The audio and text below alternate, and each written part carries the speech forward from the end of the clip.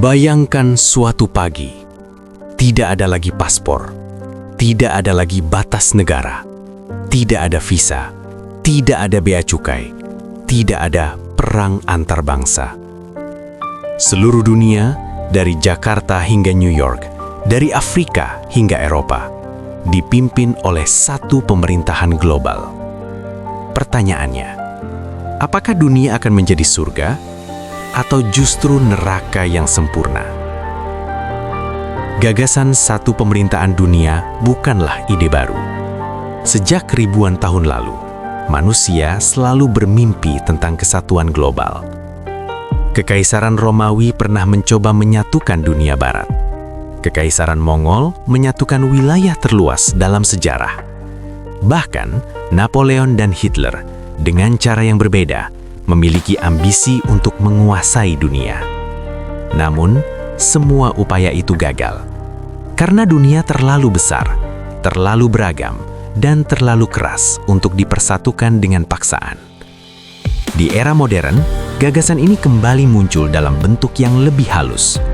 Perserikatan Bangsa-Bangsa, Uni Eropa, Bank Dunia, dan IMF, dan berbagai organisasi global. Tapi, bagaimana jika suatu hari dunia benar-benar memiliki satu pemerintahan resmi? Dalam skenario ini, negara-negara tidak lagi berdiri sebagai entitas berdaulat. Tidak ada Indonesia, Amerika, China, atau Rusia. Yang ada hanyalah pemerintahan global dunia. Benua berubah menjadi wilayah administratif. Presiden dan raja digantikan oleh Dewan Global. Militer nasional dilebur menjadi pasukan keamanan dunia. Hukum berlaku sama di seluruh planet. Satu konstitusi, satu sistem pajak, satu mata uang global. Sekilas, ini terdengar seperti mimpi umat manusia. Keuntungan terbesar dari pemerintahan global adalah satu hal: berakhirnya perang antar negara. Tidak ada lagi perang dunia, tidak ada konflik perbatasan, tidak ada perlombaan senjata nuklir. Anggaran militer triliunan dolar dialihkan ke pendidikan global, penanggulangan kemiskinan, riset kesehatan, teknologi ramah lingkungan. Kelaparan ekstrim bisa ditekan, distribusi pangan diatur secara adil, obat-obatan tidak lagi menjadi alat bisnis, tapi hak dasar manusia. Bayangkan pandemi global ditangani oleh satu komando, tanpa politik, tanpa kepentingan nasional. Dunia bisa menjadi jauh lebih efisien. Ekonomi tanpa batas. Dengan satu pemerintahan global, sistem ekonomi akan berubah total. Tidak ada perang dagang, tidak ada embargo, tidak ada mata uang yang dimanipulasi demi kepentingan nasional. Sumber daya dunia, minyak, air, mineral dikelola bersama. Negara miskin tidak lagi dieksploitasi. Negara kaya tidak lagi memonopoli. Setidaknya, itu teorinya.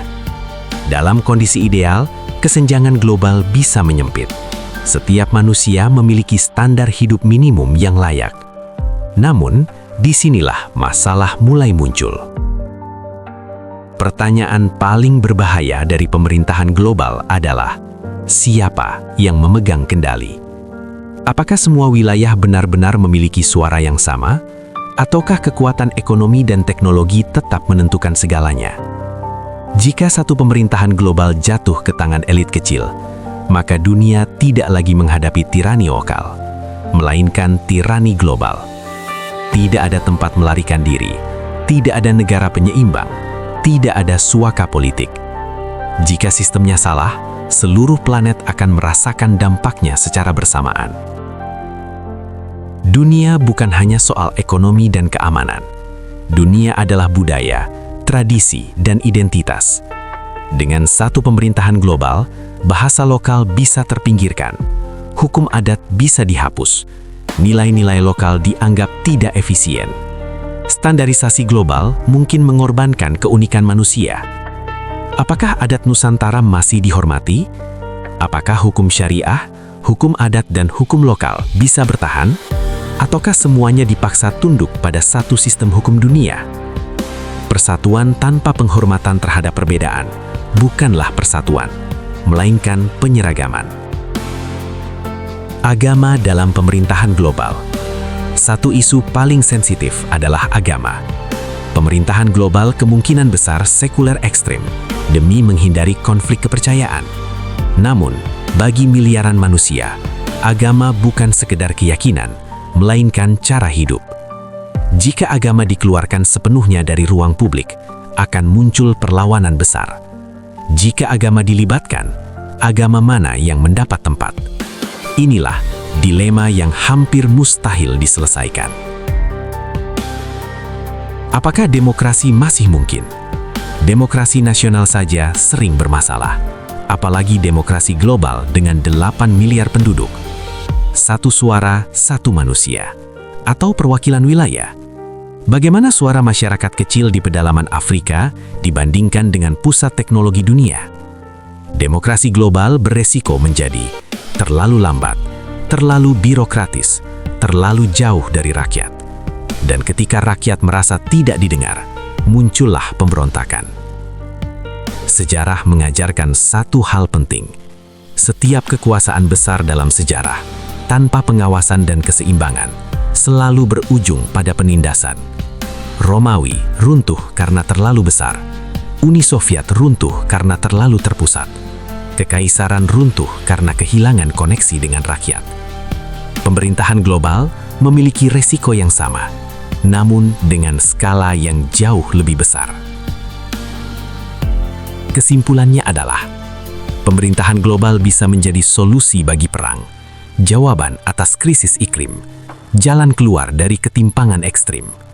Namun juga bisa menjadi alat kontrol total, penghapus kebebasan, kesalahan terbesar umat manusia. Mungkin masalah dunia bukanlah terlalu banyak negara, melainkan kurangnya keadilan, empati, dan kebijaksanaan dalam memimpin. Karena kekuasaan, sebesar apapun, tidak akan menyelamatkan dunia jika manusia belum mampu mengendalikan dirinya sendiri. Jika dunia benar-benar dipimpin satu pemerintahan global, apakah Anda merasa lebih aman? Atau justru lebih takut?